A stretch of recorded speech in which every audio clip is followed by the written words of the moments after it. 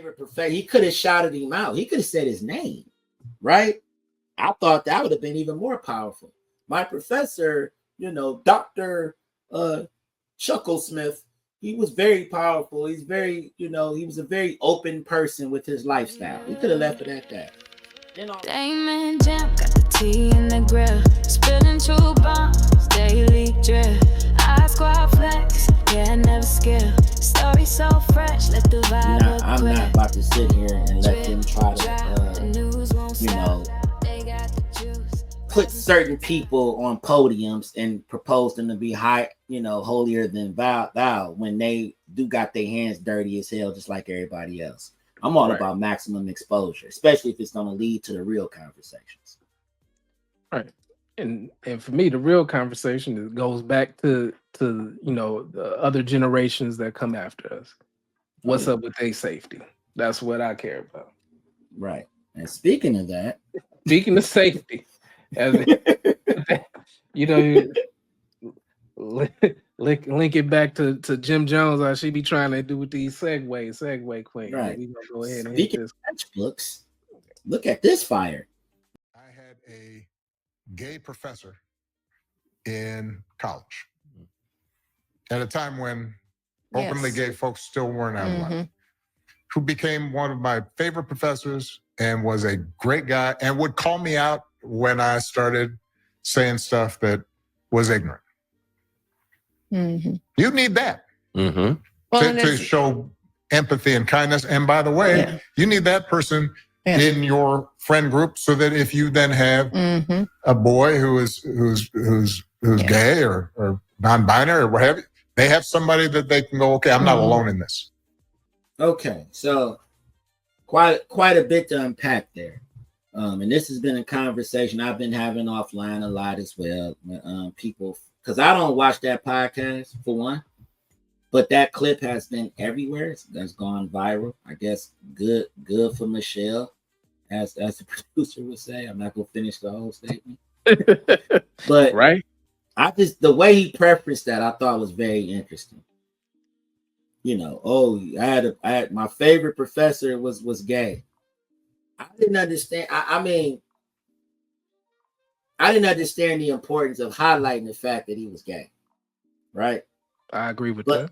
I didn't understand that. I mean, my favorite professor, he could have shouted him out. He could have said his name. Right. I thought that would have been even more powerful. My professor, Dr. Chucklesmith, he was very powerful. He's very, he was a very open person with his lifestyle. He could have left it at that. Then all of a sudden he flipped right into gay binary and how they have someone to talk to in their friend group. And I'm like, what did that have to do with learning kindness and empathy while in college? And to me, that kind of leads back to some of the policies that go on in schools today where people are talking about sexuality when it has nothing to do with sexual education when you think about it. Like the biology of sex. Fine. But it also helps you understand the policies that he was all for in his 2 terms. It explains a whole lot. You were definitely making it very, very comfortable for the professors like your professor in the world, which is fine if I don't have a beef with that at all. But it's like, a lot of people took that a bunch of different ways. They're like, so you're saying that you have to be friends with someone that's gay? I'm not saying don't be friends with somebody that's gay, but I just felt like he was continuously pushing the narrative when honestly, being on that podcast, he should have been putting his damn foot down against some of the stuff that his wife been saying about men in general. Right. I would have came and said, hey, hold on. You would not want to have a son? What? I would have started with that. What's wrong with a OBJ Jr.? You know what I'm saying? Before we get into anything, I want to be the first to say, if I want a damn son, we're gonna have a son, and he's gonna be a great man. What do you mean? I would have led with that because that's what everybody's been talking about. What I took from it, and this is our messy media, if you will. But what I took I from got it was something that, for semester media you don't know about yeah, yet. okay. Ooh-wee. But that was my way. That to me, I felt like that was just damage control because you know that they've been roasting them for weeks about possibly getting divorced. But the way she's been talking, she's been kind of reinforcing the thought, in my opinion, right? But that's a whole nother conversation. Oh, shoot. I Uh, mean, I'm just be real. The way that he was sitting down and everything, like it was real.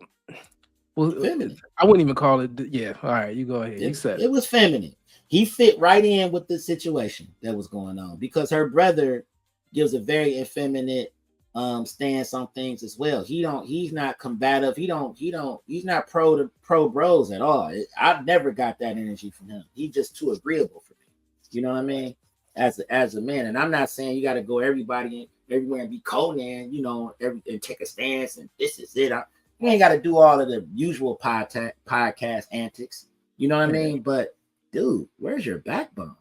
Like, meanwhile, you know, she's sitting at like she at the edge of the bench for the Chicago Sky or something. You know what I'm saying? It's yeah, like, yeah, head of the table. She run this. This her thing. You know, right. she the Oprah. You the Stedman. You know what I mean? Like it was that kind of energy. Like he So was. it was just weird. It was just weird to see a president like that being reduced to a hamster with gay friends. It was just weird. It was just weird. Right. It just threw me off where you're trying to make who someone has sex with the important part of the reason for your friendship with someone. When right. you know, I mean, what they make up less than 10-11% of the population, maybe. Right. As far as you know, LGBTQ plus blah blah blah yada Yeah. yada. But at the same time, many people that I know that are in that particular lifestyle, they don't lead with that first. But why would they? Why would they? Because, like you said, it's a lifestyle. It's not race. What do you identify as? A black man? No, I'm a gay man. No, it don't work that way. Matter of fact, half of the, you know, I got gay relatives. Naturally, it was like he on some trash. Why was that important? Everybody said the same thing. So it's not like we're tripping. It's not like we're homophobic, any of that. But it's obvious. Like, why did you decide to highlight a gay man and non-binary people? Where did that come from with empathy and kindness? So in the put it in like relations to now in futuristic terms, right? Where people gonna be dating AI bots or something like that. For you to come out and say, y'all need to respect me because me and my AI girlfriend is we out here. Like you need to acknowledge us. Why? Bruh, what would you like to eat, sir? That's what I asked. Like, man, shut up. Here's Don't make me menu. program a woman to come beat your girlfriend up. My AI girlfriend or my AI neighbor will beat your girlfriend ass and cuss you out because you a chump. Who cares? I'm just trying to, you know, illuminate how ridiculous that sounds to lead with what you choose to have sex with. That's or whom I should say, or it can be a what, right? Like everybody, I'm in the cars. Like, no, I'm really in the cars. I eat chicken. You talking about the chicken man?